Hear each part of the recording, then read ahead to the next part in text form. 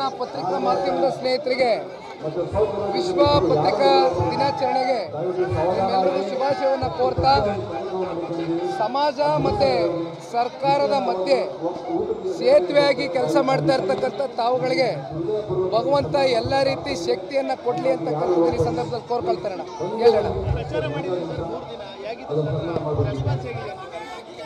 ಈಗಾಗಲೇ 4 ಜಿಲ್ಲೆ ಇವತ್ತಿಗೆ ಮುಕ್ತಾಯ ಆಗ್ತದೆ. ನಮ್ಮ ಮೆಂಬರ್ಶಿಪ್ ಡ್ರೈವ್ ಕ್ಯಾಂಪೇನ್ನ ಜನರೊಂದಿಗೆ ಜನತಾದಳ ಕಾರ್ಯಕ್ರಮ ಭಾಳ ಯಶಸ್ವಿಯಾಗಿ ಸಾಗ್ತಾ ಇದೆ. ಅದಕ್ಕೆ ಮೂಲ ಕಾರಣಕರ್ತರು ನಮ್ಮ ಪಕ್ಷದ ಕಾರ್ಯಕರ್ತರು ಭಾಳ ಹುಮ್ಮಸ್ಸಿನಿಂದ ಎಲ್ಲೋದ್ರೂ ಕೂಡ ನಮ್ಮ ಜೊತೆಯಲ್ಲಿ ಪಕ್ಷವನ್ನು ಕಟ್ತೇವೆ ಅಂತಕ್ಕಂಥ ಮಾತನ್ನು ತಿಳಿಸ್ತಾ ಇದ್ದಾರೆ. ಭಾಳ ಚೆನ್ನಾಗಿ ಸಾಗ್ತಾ ಇದೆ. ಮುಂದೆ ಮತ್ತೆ ಬೀದರು, ಯಾದಗಿರಿ ಈ ಭಾಗಕ್ಕೆಲ್ಲ ಪ್ರವಾಸವನ್ನು ಕೈಗೆತ್ತಿಕೊಂಡಿದ್ದಾರೆ.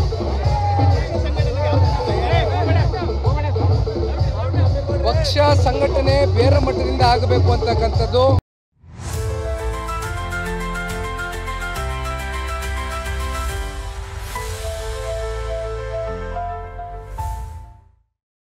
ನಮ್ಮೆಲ್ಲರ ಅಭಿಪ್ರಾಯ. ಗ್ರಾಮ ಪಂಚಾಯತಿ, ತಾಲೂಕ್ ಪಂಚಾಯತಿ, ಜಿಲ್ಲಾ ಪಂಚಾಯತಿ ಚುನಾವಣೆ ಎದುರು ನೋಡ್ತಾ ಇದ್ದೇವೆ.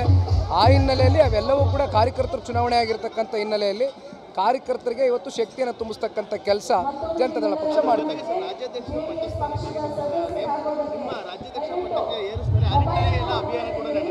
ನಾನು ರಾಜ್ಯಾಧ್ಯಕ್ಷರ ಪಟ್ಟಕ್ಕೆ ಯಾವುದೇ ಆಕಾಂಕ್ಷೆನೂ ಅಲ್ಲ, ನಾನು ಅಭಿಲಾಷೆನೂ ಇಟ್ಕೊಂಡಿಲ್ಲ. ಬಹುಶಃ ಮುಂದೆ ಹೋಗ್ತಾ ಹೋಗ್ತಾ ನಿಮಗೆ ತಿಳಿತಾ ಹೋಗ್ತದೆ. ನನ್ನಲ್ಲಿರ್ತಕ್ಕಂಥದ್ದು ಒಂದೇ, ಜನತಾದಳ ಪಕ್ಷವನ್ನು ಬೇರೆ ಸಮೇತವಾಗಿ ಕಟ್ಟಬೇಕು, ದುಡಿದಿರ್ತಕ್ಕಂಥ ಕಾರ್ಯಕರ್ತರನ್ನ ಗುರುತಿಸಬೇಕು, ಆ ಕೆಲಸನ ಮಾಡ್ತಾ ಇದ್ದೇನೆ.